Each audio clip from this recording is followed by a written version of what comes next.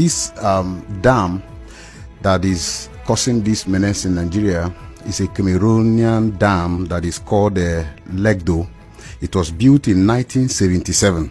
Okay, and there is an agreement they had with Nigeria when they were building this dam that Nigeria is also going to build a counterpart dam that is called Dancing Hausa Dam. Okay, this dam we are supposed to be 2.5 size of this Lado dam that Cameroon is built already. Yes, that Cameroon has built. Now, this dam that was supposed to be built by Nigerian government, we are supposed to be the one cushioning effect dam of the one that Cameroon has. And now this Cameroonian dam provides irrigation to at least over close to 15,000 irrigation farm. Okay, and these are own dam also supposed to provide irrigation to states like Adamawa, Benue, and all around that region. Yes, and also provide about 300 megawatts of electricity to that environment. But you see, Nigerian government, being a government that does not care about the life of the citizens, refuse to complete this dam, started and abandoned it. And to this effect, our people are being flooded.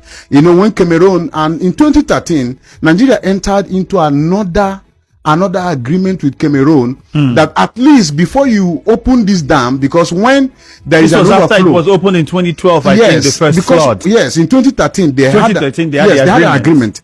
And this agreement is that when the Cameroon dam is full and wants to release the excesses, that they should inform Nigerian government. For me, this is an irresponsibility, as long as I'm concerned, that the government chooses for Cameroonian government to inform them of when to open a dam and to prepare for the consequences, instead of building and completing a dam that they started since 1981. So it brings us to why we are asking this question, because we're aware that there is this work that can be done to completely avert the crisis that we're facing now. Exactly. So why is the government not looking at doing it, one?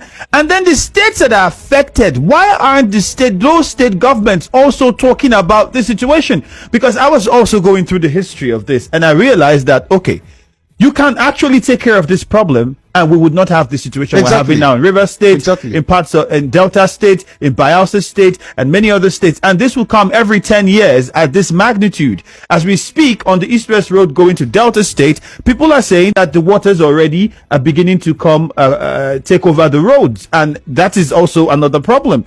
It might be a repeat of 2012. Well, we hope it doesn't get to that level. Why aren't these state governments affected also pushing to ensure that that contract is revisited and the federal government does what is needed? That's why I said that it is a sheer irresponsibility on the part of those that govern Nigeria, because you can see that it is an aberration that in Nigeria, we prefer doing things that has to do with other citizens, completely outside Nigeria, than taking care of the people that we sworn to the Constitution to protect.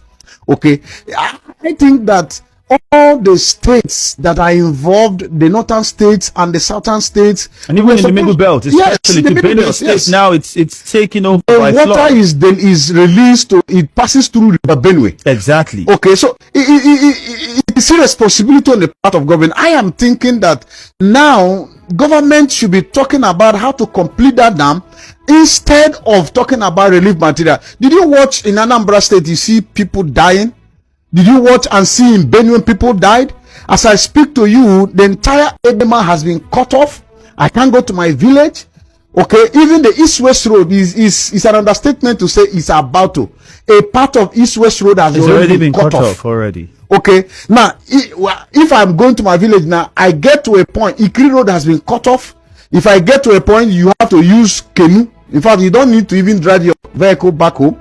You get to a point, you use canoe and cross over, and then you continue. You get to another point, to use canoe and cross over. Look at to further buttress the irresponsibility of the government. If you get to Ibocha Bridge, Ibocha Bridge is directly opposite Nigerian Ajip Oil Company.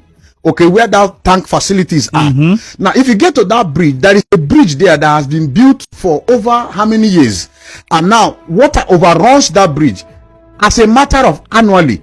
And now, Rivers State government, as a promise, as a electionary promise, told us that they are going to build another road, which they have been constructing since 7 years in office and have not completed. And if you get to that part of the bridge, the other side of the extension of the bridge is also constructed at a level where water also overruns it. It's irresponsibility. Okay, now that part of Emematu is cut off. The part of Imo State you can go through Imo State is cut off. The part through River State is cut off. And yet, this is a part of River State that produce, like you will say, the golden fish that laid the golden egg.